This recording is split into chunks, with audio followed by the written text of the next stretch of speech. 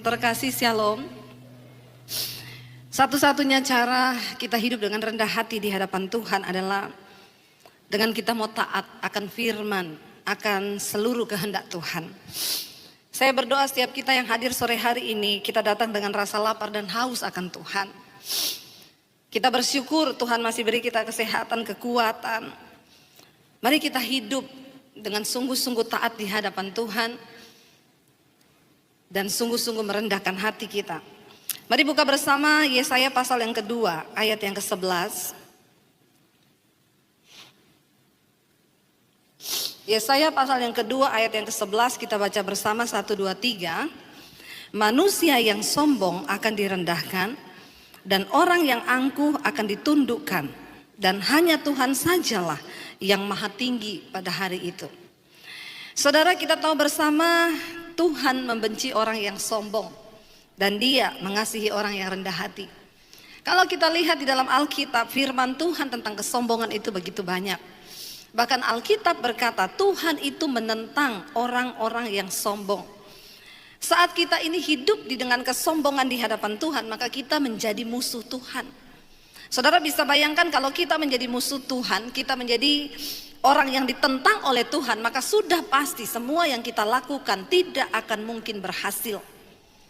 Namun seringkali orang Kristen tidak menyadari, sebagai anak Tuhan seringkali kita tidak menyadari. Dan kita berpikir, saya nggak sombong sama Tuhan, apa yang saya sombongkan? Saudara, orang yang tidak mau menurut kepada Tuhan, kepada firman-Nya, itu tanda yang paling nyata bahwa kita ini sombong dan kita tidak nurut kepada perintah-perintah Tuhan. Ketika seseorang hidupnya jauh dari Tuhan, ketika seseorang tidak ingin melakukan kehendak dan firman Tuhan, maka dia hidup dengan kesombongan di hadapan Tuhan dan dia akan cenderung melakukan tindakan-tindakan yang bertentangan dengan firman Tuhan. Tadi pagi saya menyampaikan tentang kehidupan dari seorang raja di Israel yang bernama Asa. Ketika pertama kali dia diangkat Tuhan menjadi seorang raja atas Israel, dia rendah hati, dia merendahkan diri di kaki Tuhan, dan dia membasmi para Baal, ya, raja-raja, dewa-dewa Baal yang ada pada waktu itu di tengah bangsa Israel. Dan dia berhasil melakukan sebuah terobosan kebangunan rohani atas bangsa Israel. Tetapi kemudian ketika dia sudah menjadi raja, dia duduk dengan nyaman di atas tahta kepemerintahannya. Tiba-tiba ketika musuh datang menyerang, dia mulai mengandalkan cara-cara manusia. Dia mulai sombong dan melupakan Tuhan. Dia mulai sombong dan dia mulai berpikir dengan kekuatannya sendiri untuk menyelesaikan masalahnya. Dan dia mengabaikan Tuhan. Bahkan ketika di hari tuanya dia sakit, dia tidak lagi berdoa meminta Tuhan menyembuhkan. Orang yang sombong, yang pertama dia tidak mau mendengarkan suara Tuhan. Yang kedua, saudara, orang sombong sudah pasti melakukan cara-caranya sendiri untuk dia bisa mencapai tujuan dan maksudnya di dalam kehidupan. Dan segala kesombongan itu tidak berkenan di hadapan Tuhan. Saya nggak tahu hari ini saya berdoa di ibadah ketiga ini apa yang mau saya sampaikan. Tuhan taruh di hati saya untuk kita jangan sombong. Kalau sebagai umat Tuhan kita sombong, maka kita tidak akan mengalami berkat Tuhan. Demikian juga untuk sebuah gereja. Kita berdoa gereja di tempat ini menjadi gereja yang merendahkan hati di hadapan Tuhan. Tidak ada yang bisa kita sombongkan. Kalau sampai hari ini jemaat di tempat ini masih ada, bahkan Tuhan terus akan menambah-nambahkan jumlahnya, itu bukan karena apa-apa, semua hanya karena kasih dan anugerah Tuhan atas tempat ini, saudara. Sungguh bukan karena kekuatan manusia.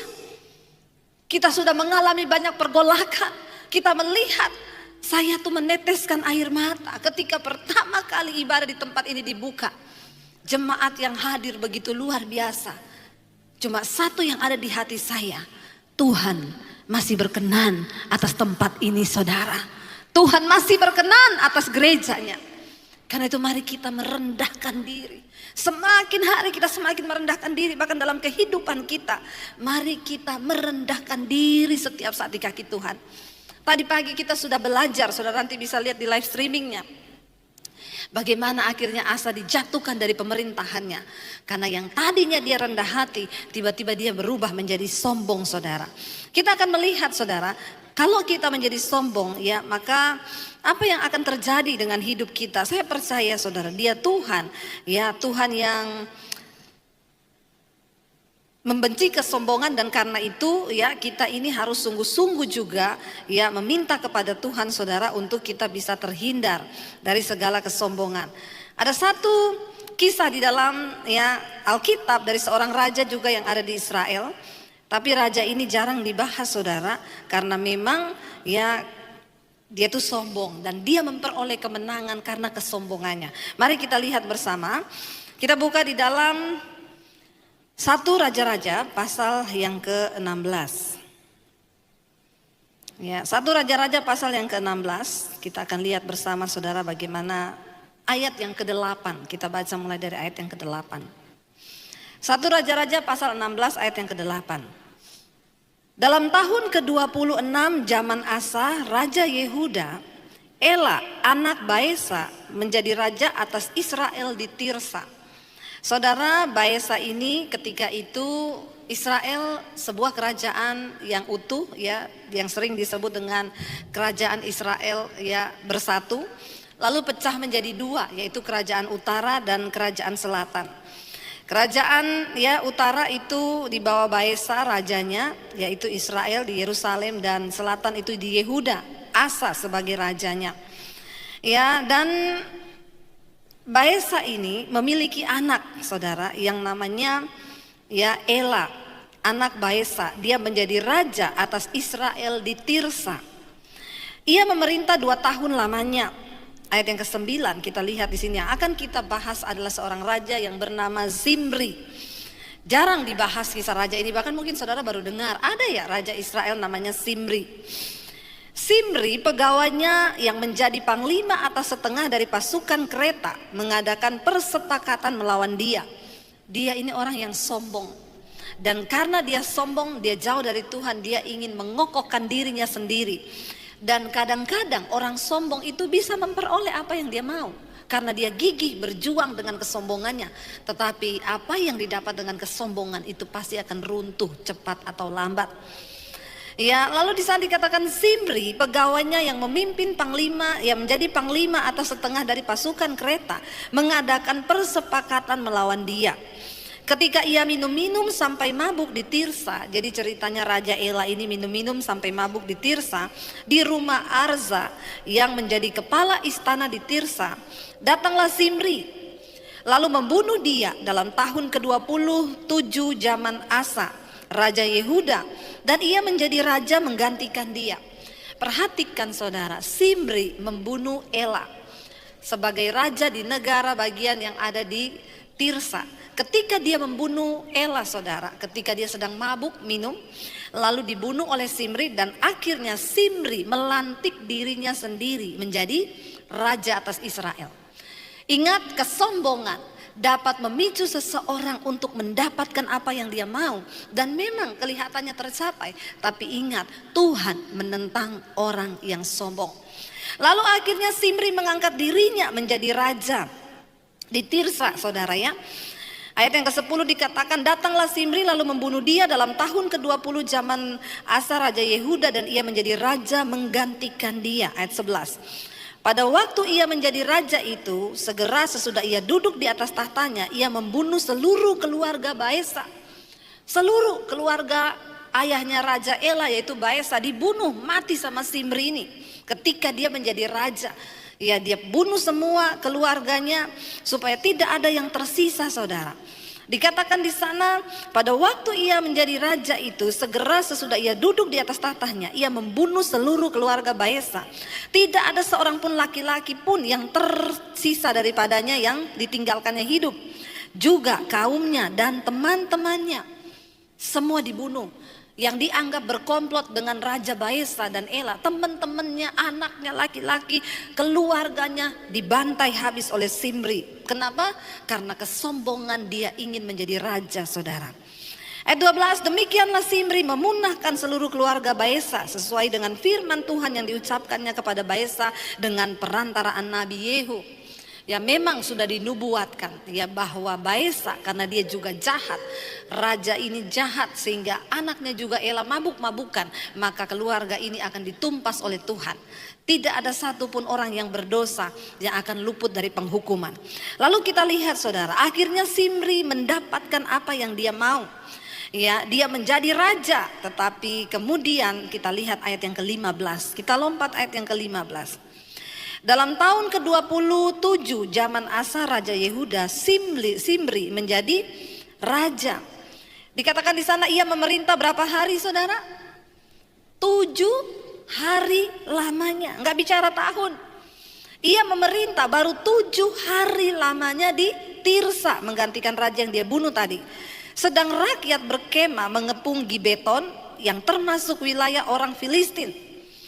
Ya, ayat 16, setelah rakyat mengepung Gibeton yang termasuk, setelah rakyat yang berkemah itu mendengar orang mengatakan Simri telah mengadakan persepakatan dan ia pun telah membunuh raja. Rakyat dengar, ternyata Simri sudah bersepakat dan dia membunuh Raja Ela. Dan sekarang rakyat dengar, orang berkata dia sudah melantik dirinya menjadi raja. Lalu rakyat marah saudara. Mereka ingin membalas dendam kepada Simri sebagai apa yang sudah dia lakukan.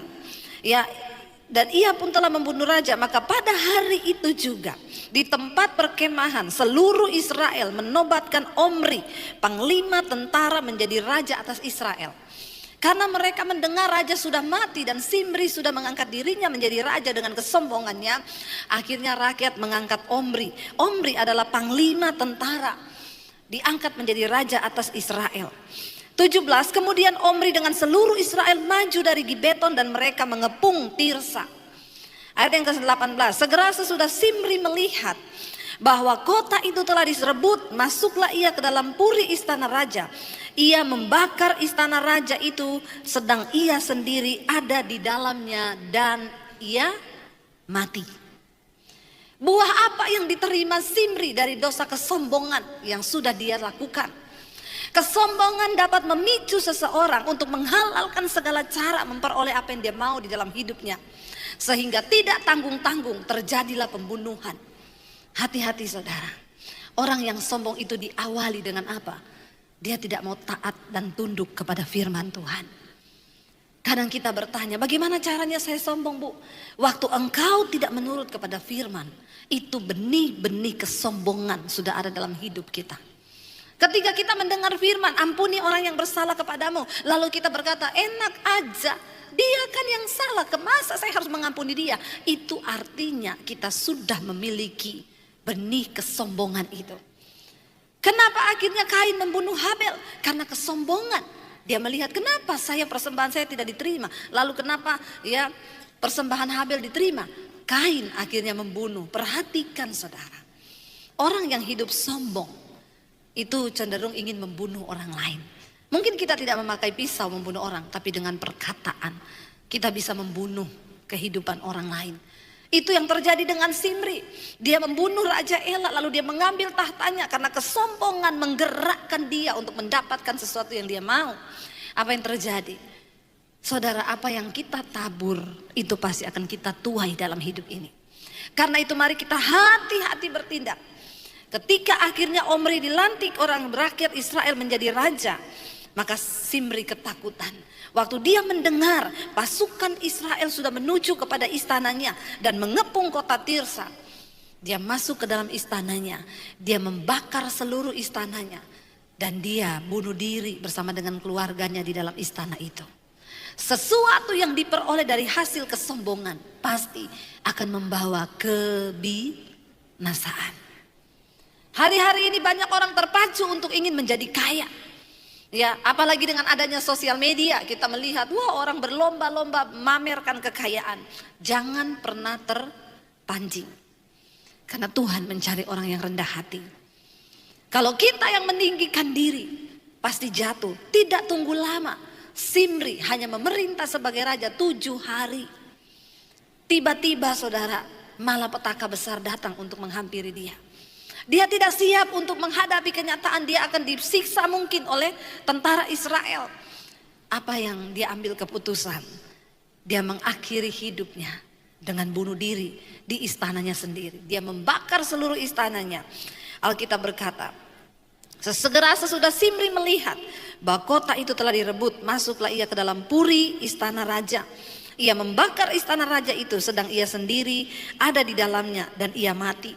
Ayat 19 dikatakan di sana, oleh karena dosa-dosa yang telah dilakukannya dengan melakukan apa yang jahat di mata Tuhan, serta hidup menurut tingkah laku Yerobeam dan menurut dosa Yerobeam yang mengakibatkan orang Israel berdosa pula.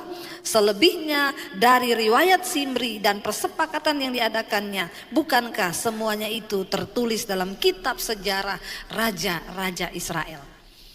Jarang kisah ini dibahas, tapi inilah dosa kesombongan yang akan menghancurkan kita. Saudara, bagaimana kita bersikap ketika mungkin kita dihina? Bagaimana engkau bersikap ketika engkau direndahkan oleh keluargamu? Apakah kita marah? Tidak jarang ketika orang Kristen itu mengalami fitnahan atau hinaan dari keluarga, kita marah dan berkata, emang dia belum tahu siapa saya. Hati-hati, cepat minta ampun. Bagaimana kita bersikap sebagai orang rendah hati waktu engkau direndahkan? Terima itu sebagai sesuatu yang memang Tuhan izinkan.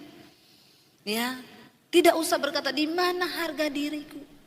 Belum tahu dia. Mari kita belajar hidup dengan rendah hati. Kenapa saudara? Karena Tuhan akan meninggikan orang yang rendah hati.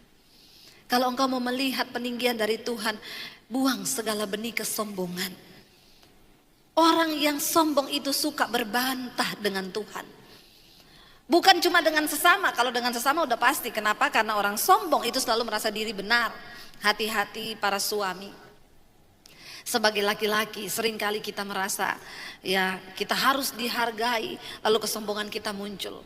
Ketika istri memberikan kita nasihat, kita berkata, gak usah kamu ngomong-ngomong sama saya. Saya tahu apa yang saya lakukan. Hati-hati dengan kesombongan. Sebagai istri pun kita harus dengan rendah hati untuk menerima masukan dan nasihat dari suami. Mari kita belajar sebagai anak-anak dalam rumah tangga, hormati ayah ibumu, itu bagian engkau hidup dengan rendah hati supaya masa depanmu dipelihara oleh Tuhan. Firman Tuhan itu gak pernah berdusta.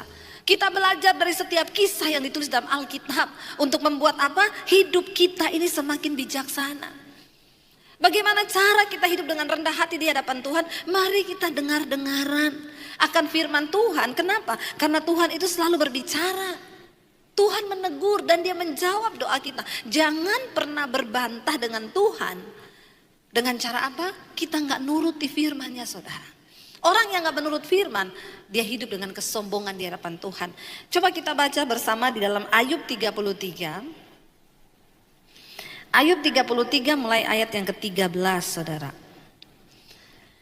Ayub 33 ayat yang ke-13 kita baca bersama. Di sana firman Tuhan berkata, mengapa engkau berbantah dengan dia? Ya, kenapa manusia berbantah dengan Tuhan? Bahwa dia tidak menjawab segala perkataanmu.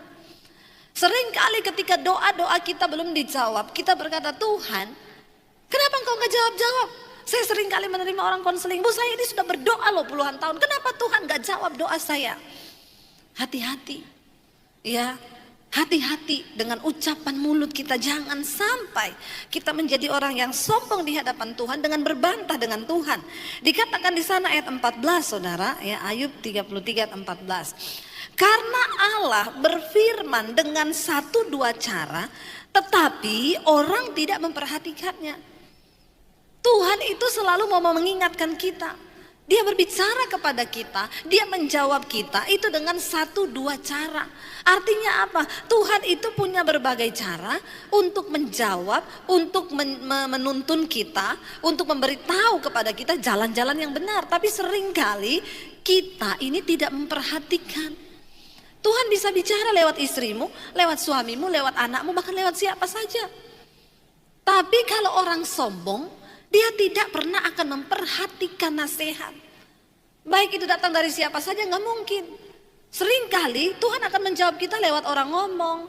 Ya lewat apapun itu bisa menjadi ketika hati kita terbuka dan kita hidup dengan rendah hati di hadapan Tuhan. Tapi kalau kita ini sudah tertutup hati, kita hidup dengan kesombongan, saudara. Maka tidak mungkin dikatakan di sini karena Allah berfirman dengan satu dua cara, tetapi orang tidak memperhatikannya. Orang yang sombong gak mungkin memperhatikan. Ayat 15, bisa lewat apa Tuhan berbicara? Dalam mimpi, dalam penglihatan waktu malam, bila orang tidur, nyenyak tidur, bila berbaring di atas tempat tidur. Ayat 16, maka ia membuka telinga manusia dan mengejutkan mereka dengan teguran-teguran.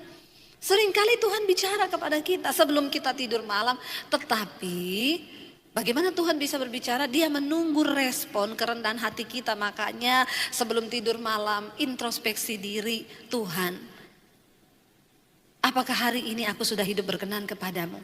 Kalau ada yang salah dari hidupku, bicara kepadaku Tuhan.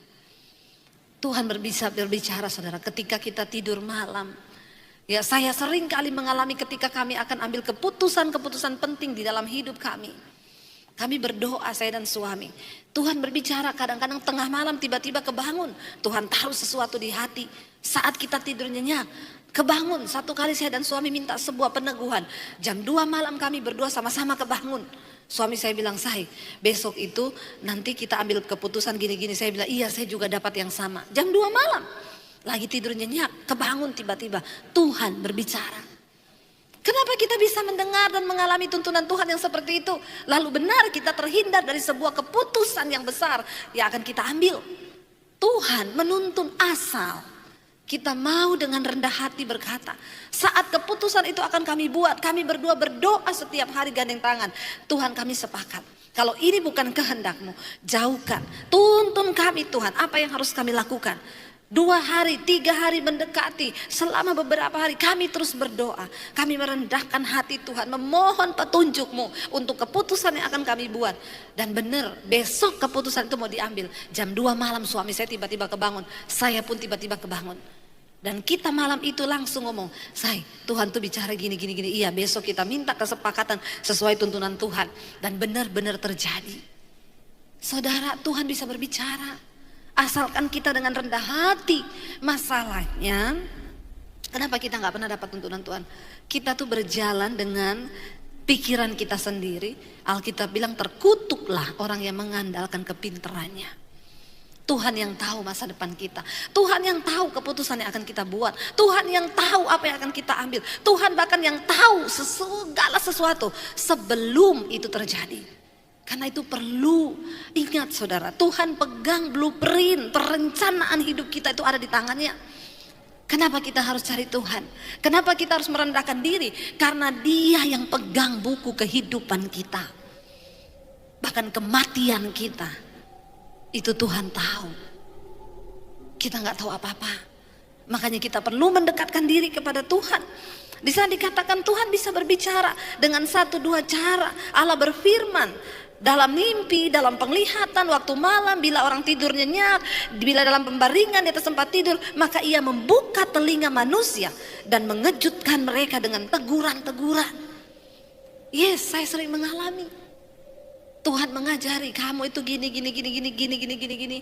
Dan saya belajar untuk taat melakukan. Bahkan ketika saya ditipu orang, uang saya di bawah 300 juta. Tiap hari saya marah sama suami.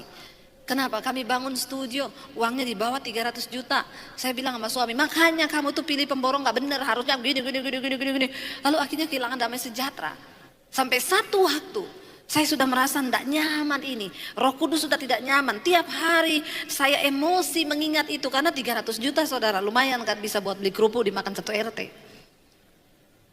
Tapi tiba-tiba satu malam saya bertanya, Tuhan, kenapa ini terjadi? Kenapa Engkau izinkan Tuhan? Ini uang untuk bangun studio kami, untuk bisa pelayanan di YouTube. Tiba-tiba Tuhan tuh bicara, lepaskan pengampunan. Kenapa aku izinkan engkau mengalami? Kamu kan sering konseling orang kalau datang, Bu saya ditipu orang berapa? 5M. Lupakan aja, uang gampang dicari tapi damai sejahtera itu susah didapat. Sekarang kamu mengalami, kamu bisa gak melakukan apa yang kamu katakan? Waduh berat saudara. Tuhan berat. Tapi Tuhan bilang gak ada pilihan, taat lakukan. Saya berdoa hari itu saya menangis, ampuni saya Tuhan. Jagai hatiku Tuhan, supaya aku bisa melepaskan pengampunan. Aku mau menjadi pelaku firman-Mu. Lalu Roh Kudus mulai tuntun, sekarang kamu SMS orang itu. Kamu bilang bahwa kamu melepaskan pengampunan. Saya ambil HP, saya SMS orangnya. Saya tadinya kepahitan sama kamu, saya jengkel sama kamu, saya marah sama kamu, terkutuk kamu. Tapi hari ini Tuhan tegur saya lepaskan pengampunan buat kamu. Enggak sampai di situ. Sudah mau selesai, saya mau kirim, Roh Kudus ngomong, tulis. Dan mulai hari ini saya tidak akan tagih uang itu. Saya bilang, kalau itu tunggu dulu Tuhan. Lumayan 300 juta. Roh Kudus ngomong, tulis itu. Ngomong, tulis sekarang. Dengan berat hati. Tapi saya mau merendahkan diri. Saya tulis, dan mulai sekarang bergetar tangan saya. Dan mulai sekarang, stop dulu. Tarik napas. Ada harga yang harus dibayar. Waktu kita mau merendahkan hati, mendengarkan suara Tuhan. Saya tulis, dan mulai hari ini, saya tidak akan tanya kamu pertanggungan jawab. Karena tiap hari saya, mana pertanggungan jawab? Dia balas, notanya belum kekumpul, banyak yang hilang. Saya balas, besok saya tunggu. Besok seperti itu, damai sejahtera hilang. Waduh, semuanya saudara. Tapi akhirnya saya mau belajar taat. Saya bilang, mulai sekarang saya tidak akan tanya lagi uang itu. Itu urusan kamu dengan Tuhan. Tapi satu nasihat saya, bertobat. Dah, besok pagi bangun iblis ngomong, tanya uangnya. Waduh, daging itu saudara, daging. Saya bilang, enggak, dalam nama Yesus. Enggak, dalam nama Yesus. Akhirnya saya hapus aja kontaknya. Biar saya tidak terpengaruh untuk nanya-nanya. 1 minggu kemudian saya dapat berkat, ada orang ngasih saya mobil. Mobil baru. Yang harusnya itu keluar dari uang saya sendiri. Tapi orang kasih. Berapa minggu kemudian ada orang memberkati untuk pembangunan studio kami. Apa yang tidak pernah kita pikirkan. Coba kalau saya marah-marah terus. Saya nggak mau dengar apa yang Tuhan ngomong. Kalau saya nggak taat, nggak merendahkan hati untuk melakukan firman Tuhan. Saya berbantah dengan Tuhan. Saya bilang, nggak Tuhan, berat Tuhan, saya nggak mau. Saya akan tagih terus. Karena ada teman saya yang ngomong, butuh jasa penagih nggak? Dia bilang, nggak dosa Bu. Kita nagih utang nggak dosa. Sudah mau tergiur saya, tapi saya ingat Tuhan bilang, jangan. Setelah saya lepaskan pengampunan, berkat Tuhan mengalir saudara. Tepuk tangan buat Tuhan. Saudara, jadilah orang yang rendah hati di hadapan Tuhan. Jangan suka berbantah dengan Tuhan. Lalu dikatakan di sana saudara ayat yang ke-17. Untuk apa Tuhan menegur kita? Untuk menghalangi manusia dari perbuatannya dan melenyapkan kesombongan orang. Tuhan itu menegur, firman Tuhan itu berbicara untuk apa? Untuk menghalangi manusia dari perbuatannya dan untuk dikatakan di sana melenyapkan kesombongan mereka. Kenapa tadi ya Raja Simri bisa membunuh seperti itu? Karena kesombongan menguasai dia sehingga perbuatannya akhirnya melakukan sesuatu yang tidak berkenan. Tekan setiap kesombonganmu. Juga buat bapak-bapak, seringkali bapak-bapak itu dipimpin logika. Kesombongannya terlalu tinggi. Dalam bisnis engkau membuat perhitungan dan engkau pikir ini sudah benar, ini perhitungan saya. Diberkatilah orang yang merendahkan hatinya di hadapan Tuhan. Diberkatilah orang yang rendah hati, tetapi terkutuk orang yang tinggi hati. Untuk melenyapkan kesombongan orang, ayat 18, untuk menahan nyawanya daripada liang kubur dan hidupnya daripada maut oleh lembing. Dengan penderitaan ia ditegur di tempat tidurnya dan berkobar terus menerus bentrokan dalam tulang-tulangnya. Saudara, seringkali Tuhan menegur lewat sakit penyakit. Bisa jadi itu teguran Tuhan. Ya, ada orang datang sama saya, Bu, saya batuk-batuk nggak sembuh-sembuh. Bapak merokok? Iya. Ya itu Pak, berhenti rokoknya. Itu teguran Tuhan. Masa sih Bu, doakan Bu supaya batuk saya sembuh. Enggak, biar saya tumpang tangan, tumpang kaki sama Bapak. Enggak bakal sembuh batukmu kalau Bapak masih tetap merokok. Tubuhmu itu bait Allah. Tuhan berbicara lewat sakit penyakit. Di tempat tidur orang terbaring. Sadar saudara. Jangan terus hidup dengan kesombongan. Orang-orang yang gak mau terima kebenaran dikatakan jangan merokok. Jawabannya apa? Saya ini kalau merokok malah mati loh Bu. Ada orang Kristen yang seperti itu. Kalau engkau mau lihat Tuhan pelihara hidupmu hari-hari ini. Mari taat kepada firman-Nya. Mari tundukkan hati kita kepada Tuhan. Kita lihat 1 Samuel pasal yang kedua ayat yang ke-10. 1 Samuel pasal yang kedua ayat yang ke-10, firman Tuhan berkata di sana, orang yang berbantah dengan Tuhan akan dihancurkan. Atas mereka ia mengguntur dari langit. Tuhan mengadili bumi sampai ke ujung-ujungnya. Ia memberi kekuatan kepada raja yang diangkatnya dan meninggikan tanduk kekuatan orang yang diurapinya. Daripada kita jadi orang yang melawan Tuhan dan dilawan Tuhan, berbantah dengan Tuhan, lebih baik kita menjadi orang yang diurapi dan diangkat tinggi oleh Tuhan. Orang yang rendah hati akan diangkat tinggi Tuhan, saudara. Karena itu saya berdoa, biarlah segala kesombongan kita dihancurkan Tuhan. Ya, kita baca satu ayat lagi, Yesaya 45, sambil saya undang para imam musik maju ke depan. Yesaya 45 ayat yang ke-9. Baca bersama, firman Tuhan berkata 1, 2, 3. Celakalah orang yang berbantah dengan pembentuknya. Dia tidak lain dari beling periuk saja. Adakah tanah liat berkata kepada pembentuknya, apakah yang kau buat? Atau yang telah dibuatnya, engkau tidak punya tangan. Waktu kita hidup dalam kesombongan dan tidak mau taat kepada Tuhan, kepada firman-Nya, itu artinya kita berbantah dengan Tuhan. Firman ini berkata, celaka orang yang berbantah dengan pembentuknya. Kita ini hanya tanah liat, kita ini hanya hembusan nafas. Sekali Tuhan bilang napas kita berhenti, hari ini berhenti, saudara. Kenapa Tuhan masih beri kita kesempatan hidup? Supaya kita punya waktu untuk bertobat. Supaya kita bisa belajar hidup rendah hati di hadapan Tuhan. Supaya kita banyak introspeksi diri hari-hari ini. Ingat, kita ini hanya tanah liat. Celakalah orang yang berbantah dengan pembentuknya. Dia tidak lain dari beling periuk saja. Di mana ada periuk yang membantah pembuatnya dan berkata, kamu bikin apa saya? Biar kita berkata, Tuhan, kami ini hanya bejana. Engkau penjunannya. Kami mau taat kepadamu. Kami mau merendahkan diri di hadapan-Mu Tuhan. Waktu kita merendahkan diri, percayalah saudara, ketika engkau angkat tangan, maka Tuhan akan turun tangan atas hidupmu. Dia tidak pernah menahan kebaikannya terhadap orang-orang yang hidup takut akan Dia. Mari kita bangkit berdiri bersama. Terima kasih Tuhan. Biar musik saja. Mari tundukkan kepala di hadapan hadirat Tuhan. Engkau yang melihat hati dan hidup kami. Kalau hari ini masih ada kesombongan-kesombongan di dalam hidup kami, yang seolah-olah kami tidak butuh Tuhan dalam hidup ini, Tuhan, kami mau buang semua itu.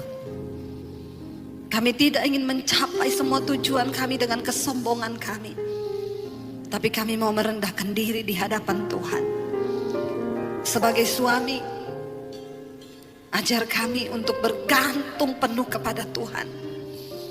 Mengandalkan Tuhan, membutuhkan hikmat-Mu dalam segala jalan kami. Demikian juga istri dan anak-anak. Tuntun rumah tangga kami Tuhan. Bawa hidup kami untuk melakukan yang Tuhan mau. Kami rendahkan diri, rendahkan hati hari ini. Ada begitu banyak peristiwa, persoalan yang kami hadapi dalam hidup ini. Dan kami tahu, kami tidak punya cukup hikmat untuk menyelesaikan semua itu tanpa campur tangan-Mu Tuhan. Kami minta Tuhan turut bekerja dalam hidup kami. Mari minta pada Tuhan, saudara, bilang Tuhan turut bekerja. Biar tangan-Mu terulur, biar kuasa-Mu tercurah bagi kami. Engkau turut bekerja di dalam hidup kami. Ambil alih semua Tuhan di dalam hidup kami. Saudara yang datang, suami istri, saudara boleh bergandengan tangan. Hamba berdoa Tuhan. Mari bergandengan tangan saudara. Rendahkan dirimu satu dengan yang lain. Suami istri, ketika engkau hidup saling merendahkan hati, tunduk pada Tuhan, maka berkat-berkat Tuhan tercurah atas rumah tanggamu, atas anak-anakmu. Katakan, Tuhan, kami bersatu hati membawa rumah tangga kami, membawa bahtera kehidupan pernikahan kami dalam tangan Tuhan. Bentuk kami seperti yang Tuhan mau. Bentuk hidup kami Bapa. Kami butuh Tuhan dalam hidup kami. Kami butuh Tuhan bagi anak-anak kami. Karena kami tidak punya cukup kekuatan untuk menuntun anak-anak kami ke dalam jalan-Mu, kecuali hanya karena kuasa Tuhan. Kami berdoa untuk setiap anak-anak kami. Mereka yang remaja, bahkan sudah berkeluarga, kami serahkan mereka ke dalam tangan Tuhan. Pimpin hidup keluarga kami, anak cucu kami, sesuai dengan janji firman-Mu. Anak cucu orang benar tidak akan pernah ditinggalkan. Kami pegang janji itu Tuhan. Kami pegang setiap firman-Mu. Dan kami mau belajar percaya dan melakukan itu. Sekali lagi angkat